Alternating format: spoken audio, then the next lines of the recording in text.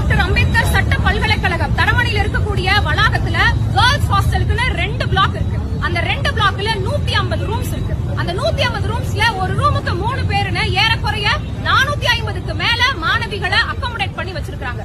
சேப்பாக்கத்துல ஒரு பில்டிங் இருக்கு. அந்த பில்டிங்ல 115 மாணவிகள் இருக்கிறாங்க.